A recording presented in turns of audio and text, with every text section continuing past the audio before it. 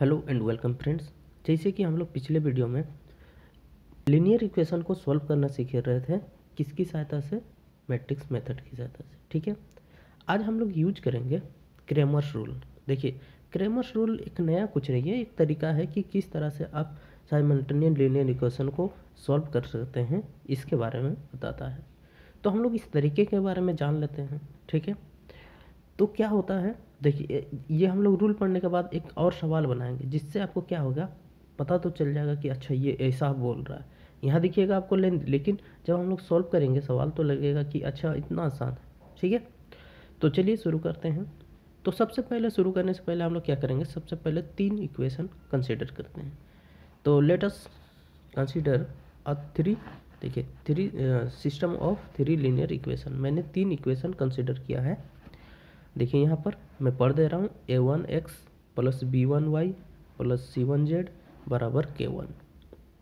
फिर इस तरह से a2x plus b2y plus c2z बराबर k2। फिर a3x plus b3y plus c3z बराबर k3। ये हम लोग का सिस्टम ऑफ लीनियर इक्वेशन, मतलब 3 इक्वेशन ऑफ 3 वेरिएबल। 3 वेरिएबल क्यों? यहाँ x y z देखिए 3 वेरिएबल है। ठीक है, अब क्या कहता है कि इसको सॉल्व करने का क्या तरीका है वो बोल रहा है। देखिए, तो सबसे पहले क्या करेंगे, हम लोग डिटर्मिनेंट निकालेंगे। डिटर्मिनेंट किसका निकालते हैं हम लोग? कोफिशिएंट मैट्रिक्स का डिटर्मिनेंट निकालते हैं। कोफिशिएंट मैट्रिक्स क्या होता है हम लोग जानते हैं कि पिछले वीडियो में भी मैंने बताया था आपको कि कोफिशिएंट मैट्रिक्स क्या होता है। द कोफिशिएंट ऑफ एक्स और coefficient of Y and coefficient of Z, यही है आपका। उसको जब अरेंज करके लिखते हैं तो वो आपका कोफिशिएंट मैट्रिक्स कहलाता है। तो कोफिशिएंट मैट्रिक्स क्या होगा, देखिए एक्स के कोफिशिएंट क्या हैं, यही तीनों a1 a2 a3। फिर बी के सॉरी वाई के देखिए, वाई के b1 b2 b3। जेड के देखिए c1 c2 c3। तो ये कोफिशिएंट मैट्रिक्स बना। तो ये कोफिशिएंट मैट्रिक्स का हम लोग डिटर्मिनेंट निकालते हैं। तो यही लिखा हुआ है, let determinant formed by these coefficient of equation, मतलब ये कोफिशिएंट से बना है हम लोग का डिटर्मिनेंट। ठीक है, अब क्या करेंगे, हम लोग इसको सॉल्व करेंगे। We assume that this is not zero, मतलब क्या है कि हमको सॉल्व करके दिखाना है, तो हम लोग ऐसा कंसीडर करेंगे कि जो डिटर्मिनेंट है वो zero not equal to zero होना चाहिए। अगर जीरो हो जाएगा तो आपका क्रेमर्स रूल काम नहीं करेगा। ठीक है, तो डिटर्मिनेंट जो होगा वो जीरो नहीं होना चाहिए, ऐसा हम लोग एज्यूम करके अभी जा रहे हैं, क्योंकि हम लोग इसको थ्योरी को सॉल्व कर रहे हैं ना। इसीलिए हम लोग क्या करेंगे कि अभी मान लिया इसका डिटर्मिनेंट जीरो नहीं है, ये कंसीडर करके जा रहे हैं। ठीक है, अब क्या है, अच्छा एक पॉइंट ये बोला मैंने कि डिटर्मिनेंट जीरो नहीं होना चाहिए। ठीक है, अब क्यों नहीं होना चाहिए वो मैं आपको दिखाऊंगा थोड़ा देर बाद में। क्यों? क्योंकि वहाँ पर हम लोग यही मिलेगा, इसीलिए। तो चलिए नेक्स्ट क्या बोलता है कि late a1 a2 a3 dot dot, इस तरह से मान लिया कि अगर भी बहुत सारे होंगे, इसलिए मैंने मान लिया कि a1 a2 a3 dot dot be the cofactor of a1 a2 a3। अब यहाँ से समझिए, कोफैक्टर बोल रहा है अगर मान लिया ये जो डिटर्मिनेंट है आपका बहुत ज़्यादा रहता है इधर, मतलब a1 p1 c1 d1 z1 sorry e1 इस तरह के, मतलब और भी यहाँ रहते हैं, तो इसीलिए मैंने यहाँ पर a1 a2 a3 dot dot कर दिया। ठीक है ना, डॉट डॉट करने का कोई खास मकसद नहीं है, आप हटा सकते हो। यहाँ हम लोग के पास 3 है तो 3 ही कर देते हैं, a1 a2 a3। अब a1 a2 a3 क्या है? कोफैक्टर्स हैं। अब कोफैक्टर्स क्या है, मतलब किसके? a1 a2 a3, ये छोटे वाले a1 a2 a3 के लिए। ठीक है, अब इस पॉइंट के लिए, मतलब इस a1 के लिए हमको कोफैक्टर्स निकालना है। तो कोफैक्टर्स कैसे निकालते हैं, अगर आपको नहीं पता है तो आप वीडियो के डिस्क्रिप्शन में लिंक दिया गया है, आप जाके देख सकते हैं। तो कोफैक्टर्स निकालते हैं कैसे, इसके इस एलिमेंट के कोरस्पॉन्डिंग रो और कोरस्पॉन्डिंग कॉलम को हटा देते हैं, बचे एलिमेंट को सॉल्व करते हैं। इसका डिटर्मिनेंट करेंगे तो देखिए b2c3 माइनस b3c2 हो जाएगा, और यहाँ क्या होता है प्लस, तो यहाँ प्लस हो जाएगा, प्लस यहाँ पर हो जाएगा। ठीक है, बाहर में साइन है, सीधा सीधी समझ लीजिए।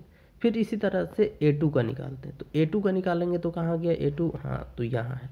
देखिए, तो ये प्लस हुआ तो ये नेगेटिव होगा, ये प्लस होगा नीचे वाला एलिमेंट।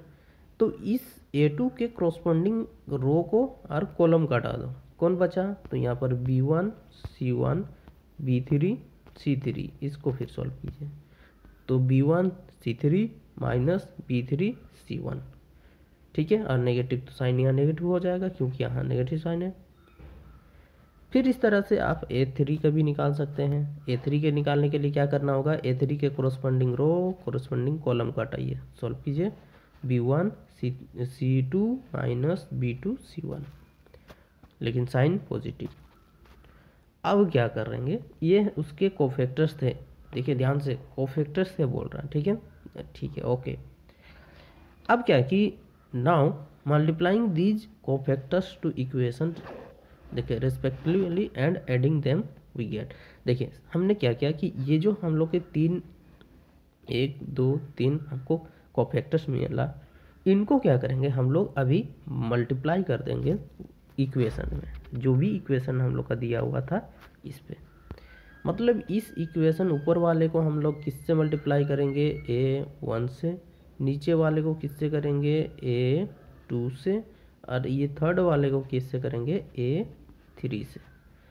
अब A3 से करेंगे और सबको क्या करेंगे, प्लस करेंगे। तो जैसे ही जोड़ेंगे देखिए क्या आएगा आपके पास, A1 A2, देखिए इसके साथ मल्टीप्लाई करेंगे तो आपको मिलेगा, आपका ये सारे एक साथ जोड़ा जाएंगे, कॉमन क्या हो जाएगा, x बाहर, इन सब के साथ मल्टीप्लाई हो जाएगा A1 A2 A3, कॉमन क्या हो जाएगा y। तो बस यही चीज़ यहाँ लिखा हुआ है, आप ध्यान से देखिए।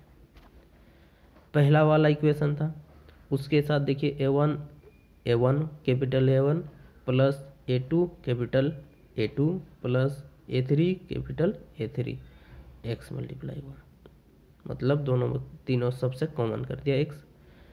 फिर इसमें फिर कर दिया उसी तरह से B1 A1 plus B2 A2 plus B3 A3 y common. मैंने क्या कहा समझ में आया ना आपको, ये जो तीनों मिला है ना, तीनों को तीनों इक्वेशन से मल्टीप्लाई कर दीजिए और आपस में जोड़ने के लिए कर दिया। जैसे ही जोड़े तो हमें ये मिल गया। अब ध्यान से देखिए, तो ये दोनों वैल्यू जो होगा 0 होगा।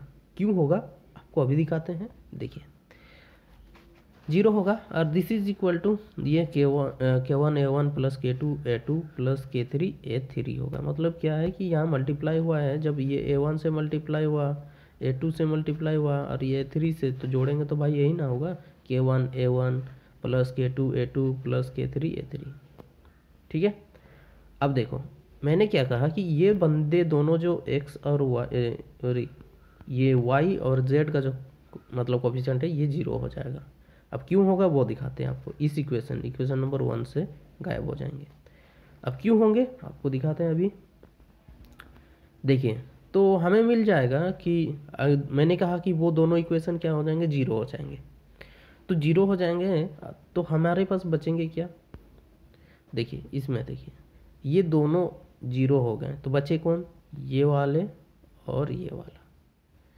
तो मतलब A1 capital A1 plus A2 capital A2 plus A3 capital A3 into x बराबर ये आपका K1 A1 plus K2 A2 plus K3 A3 मिलेगा, ठीक है। अब इसको हम लोग सॉल्व कर सकते हैं। ध्यान से देखिए, हमको चाहिए x चाहने के लिए हमको क्या करना पड़ेगा, इस वाले को इधर से इधर कर देना होगा, इधर से इधर मतलब डिवाइड कर देना होगा। तो भाई मैंने क्या किया है, बस डिवाइड कर दिया। अब डिवाइड कर दिया, अब यहाँ ध्यान से थोड़ा सा देखो, इसको हमने कुछ नहीं किया, बस खाली इसको थोड़ा अरेंज किया। क्या अरेंज किया, देखिए K1 और ये A1 क्या है, ये तो आपका कोफैक्टर है ना भाई, है ना। A1 कोफैक्टर है, A2 कोफैक्टर है, A3 कोफैक्टर है। किसका, ये है A1 का, ये किसका है A2 का, और ये किसका है A3 का।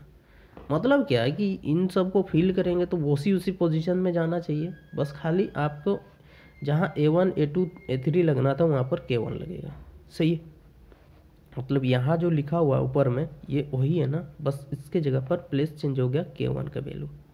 तो बस इसीलिए मैंने क्या किया, यहाँ पर पुट कर दिया। देखिए K1 K2 K3, अब B1 B2 B3 C1 C2 C3, ये तो सब इसी तरह से फिल हो जाएगा, ठीक है। समझ में आ गया, कुछ नहीं किया। मतलब यहाँ से देखिए यहाँ A था अब ए नहीं है बल्कि के आ गया, तो बस ए के जगह पर A1 A2 A3 के जगह पर कोफिशिएंट को हटा करके क्या करेंगे हम लोग K1 K2 K3 डाल दिए। तो इस K1 K2 K3 का डिटर्मिनेंट देखिए इस वाले का हो गया, लेकिन नीचे वाले में तो नहीं है, तो नीचे वाला में तो वही डिटर्मिनेंट है जो शुरू में था, तो बस मैंने इसको शुरू में वही रख दिया।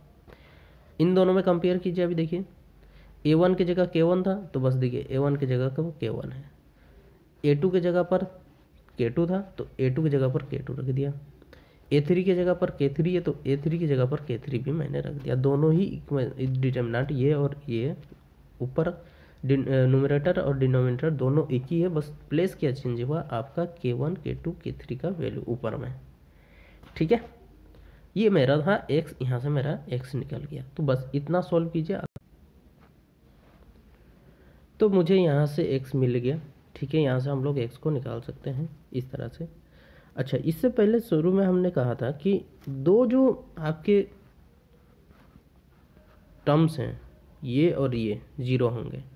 अब कैसे होंगे भाई, हमने तो कह दिया था ये एक्चुअली में एक रूल्स है ना, डिटर्मिनेंट का एक मतलब प्रॉपर्टीज है जिससे ये जीरो हो जाता है, लेकिन मैं प्रॉपर्टी को नहीं बताऊंगा बल्कि करके दिखाऊंगा कि सच में जीरो हो रहे हैं। लेकिन आपको याद रखना होगा कि ये जीरो होते हैं, किस लिए, due to properties of determinant. ठीक है, तो देखिए मैं आपको दिखाता हूँ डेमो कि क्या होता है, सच में जीरो होता है। पहले मैं नीचे वाला को B1 A1 plus B2 A2 plus B3 A3 को नहीं ले रहा हूँ, बल्कि C1 A1 C2 A2 plus C3 A3 को ले रहा हूँ। दोनों एक ही है, ठीक है ना, दोनों एक ही है, कोई दिक्कत नहीं है। आप उसमें भी रखो तो वही फिल आएगा, इसमें रखोगे तब भी फिल होगा। बस आपको सॉल्व करना है। देखिए आप C1 C2 C3, तो पहले तो आप कॉलम देख लो C1 C2 C3, तो मतलब ये हो जाएगा पॉजिटिव, ये नेगेटिव, ये आपका पॉजिटिव, इतना समझ में आएगा क्योंकि ये कॉलम है। ठीक है, अब आपका C1 पॉजिटिव मैंने ले लिया C1। अब देखिए A1 मतलब क्या है, कैपिटल A1 मतलब A1 का कोरोस्पोंडिंग एलिमेंट्स रो को हटाना है, तो मतलब ये आपका A1 का, तो आप यहाँ पहले देखो कि A1 के कोरोस्पोंडिंग एलिमेंट्स रो और कॉलम को हटाने के बाद कौन बच रहे थे, ये दोनों बच रहे थे। देखिए कौन बचा, B2 B3 C2 C3, तो मैंने रखा क्या, देखिए मतलब इस कोफैक्टर A1 की जगह पर मैंने ये फिल कर दिया। अब क्या है C2 रख दिया। देखिए नेगेटिव मैंने लिया है, ठीक है ना, यहाँ नेगेटिव -1 है। A2 की जगह पर रखूँगा, A2 किसके लिए, मतलब इस A2 के लिए, तो ये हटा, कौन कौन बचेगा भाई, देखो B1 C1 B3 C3, B1 C1 B3 C3। अब ये C3 मल्टीप्लाई A3 मतलब ये हटा, कौन बचेगा, B1, इसको हटाओ, कौन बचा, B1 C1 B2 C2, B1 C1 B2 C2। Solve करो भाई, बस सॉल्व करना है। सॉल्व करेंगे तो कैसे आएगा, देखिए इन दोनों को मैं उल्टा हो गया, B2 C3 into C1 multiply होगा, minus B3 C2 minus C1 multiply होगा। देखिए यहाँ पर negative B1 C3 into C2 सही है, हाँ ठीक है। देखिए आगे पीछे मैंने कर दिया, यहाँ पर B3 C1 C2 कर दिया, इसको यहाँ लिख दिया, इसको क्योंकि ये नेगेटिव होता, ठीक है ना, इसको आगे पीछे कर दिया, कोई दिक्कत नहीं हमको। अब इसको मैं कर दो, देखो इसमें क्या करेंगे, आगे पीछे करने का कोई दिक्कत नहीं था भाई। देखो इसको मैंने इससे मल्टीप्लाई कर दिया, इसको इससे मल्टीप्लाई, तो इन दोनों में तो नेगेटिव आता ना, तो नेगेटिव ना आए इस कारण इसको मैंने इस मल्टीप्लाई माइनस को इधर पहले ही मल्टीप्लाई कर दिया। अब इसको भी इधर से मल्टीप्लाई करो, इसको इससे मल्टीप्लाई करो, C3 मल्टीप्लाई कर दो, तो मेरे पास ये है। अब देखो कौन कौन मिल रहा है उसको हटाओ भाई, B2 C1 C3, B2 देखो B2 C1 C3, ये वाला टर्म इसके साथ कट गया, पहला के साथ, C1 C2 B3 C1 C2 B3 कहाँ, ये देखो ये कटा, इसके साथ कट गया। अब ये दोनों आपस में तो ऐसे ही कट गया, तो मतलब सब कट गया मतलब जीरो। इसीलिए मैंने कहा था कि यहाँ पर ये दोनों क्या होंगे, जीरो होंगे। सेम यहाँ पर आपका ये भी जीरो, ये भी 0। तो बस इसीलिए मैंने ऐसा किया था। अब देखो, अब इसी में ही दूसरा पॉइंट आपका y के लिए भी निकालना पड़ेगा, सेम टू सेम ऐसे ही करना पड़ेगा आपको y के लिए भी। बस आपको करना क्या है वो दिखाते हैं आपको। अगेन मल्टीप्लाई इक्वेशन को मल्टीप्लाई करेंगे किससे, b1 b2 b3 से। अब ये b1 b2 b3 क्या है, कैपिटल b1 b2 b3। अब ये कोफिशिएंट आपका कोफैक्टर है किसका, b1 b2 b3 के। आप फिर ऐड करेंगे उन्हें। मतलब क्या, शुरू में हमने क्या किया था, देखो हमने क्या किया था, जो x के लिए था, ये x के लिए, y के लिए और z के लिए था ना। y के लिए क्या था, सॉरी x के लिए क्या था, तो मतलब इन सब का कोफैक्टर निकाला था। अब y के लिए है तो बस इस b1 b2 b3 के लिए हम लोग कोफैक्टर निकालेंगे। अब c के लिए, z के लिए चाहिए होगा तो इस c1 c2 c3 के लिए करेंगे, ठीक है। और फिर उन दोनों को सेम टू सेम उसी तरह से जो x के लिए किए हम लोग y के लिए भी वैसे ही करेंगे। तो मैंने कंसीडर किया कि चलो ये जो उसके कोफैक्टर हैं, मान लिया कि ये कोफैक्टर हैं b1 b2 b3 किसके लिए, वो तो corresponding elements p1 p2 p3, and then multiply करने के बाद उनको जोड़ देते हैं आपस में। जोड़ देने से क्या हो जाएगा, ये इधर आ जाएगा, ये इस तरह से आपको दिखने लगेगा। अब देखिए अगेन ये टर्म 0 हो गया, बचेगा कौन, ये।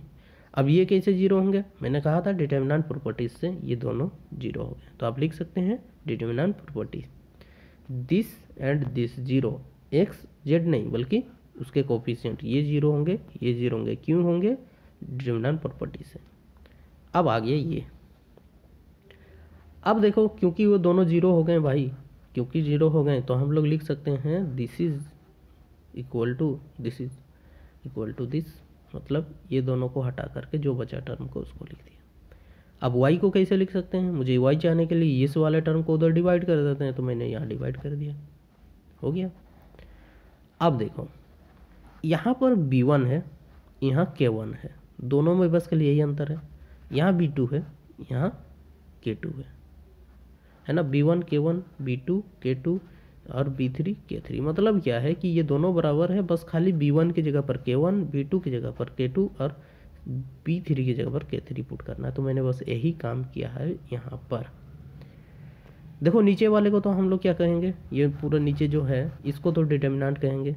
डिटर्मिनेंट क्या कि आपका शुरू में जो एलिमेंट था वही रहेगा, कोई चेंजेस नहीं आएगा इसमें, ठीक है। अब आपका ऊपर वाला को फुल करेंगे तो कैसे हो जाएगा, a1 a2 a3 k1 k2 k3 c1 c2 c3। ये आपका ऊपर वाले एक्सप्रेशन को मैंने डिटर्मिनेंट के फॉर्म में लिख दिया। ये भी डिटर्मिनेंट है, इसको सॉल्व करके लिखा। अब ये भी इसमें लिखा देंगे, इसमें लिख सकते हैं बस a1 a2 b1 b2 c1 c2 कर देंगे, तो डिटर्मिनेंट ही है, इसलिए मैंने सिंबल लिख दिया। सिमिलरली क्या करेंगे हम लोग, z के लिए भी इसी तरह से काम करेंगे। z के लिए क्या करेंगे, देखिए capital C1 capital C2 capital C3 multiply करेंगे इक्वेशन में और उनको जोड़ देंगे, तो हमें कैसा मिलेगा, इस तरह का मिलेगा, ठीक है। आप इसको करके देखना, क्योंकि ऊपर का दोनों बता दिया मैंने ना, इसको आप करके देखो क्या होगा कि इससे कॉन्फिडेंस डेवलप हो जाएगा कि अच्छा ये सही बोले, सही आ रहा। तो दिस इज इक्वल टू ये। अब देखो हम लोग इसको एक साथ लिख देंगे तो किस तरह से दिखेगा, तो मैंने बस यही काम किया है, बस एक साथ लिख दिया, x by this, y by this और ये z बाई दिस। क्योंकि 1 बाई डिटर्मिनेंट तो सब में था, तो मैंने इसको एक बराबर कर दिया, दिस इज इक्वल टू, भाई इसको मल्टीप्लाई करके इसमें कर दो तो ये x निकल जाएगा, इसको इससे कर दो तो z निकल जाएगा, इसको डिटर्मिनेंट किधर ले जाओ, अलग अलग तो z निकल जाएगा। तो डिटर्मिनेंट सब में बराबर है। अब देखो डिटर्मिनेंट 1 बाई डिटर्मिनेंट है ना भाई, अगर डिटर्मिनेंट 0 हो जाएगा तो हम लोग निकाल सकते हैं क्या, नहीं ना। 1 बाई डिटर्मिनेंट मतलब क्या, इनफाइनाइट, डिफाइन नहीं कर सकते। इसीलिए मैं बोल रहा हूँ कि मान ली डिटर्मिनेंट आपका 0 नहीं होना चाहिए, ठीक है। ये था आपका क्रैमर रूल। अब क्या है कि हम लोग एक सवाल भी सॉल्व कर लेते हैं, जिससे क्या हो जाएगा, आपको पता चल जाएगा कि अच्छा ये कर रहे थे, ठीक है। सबसे उससे पहले यदि आप चैनल में नए हैं तो चैनल को सब्सक्राइब कर लें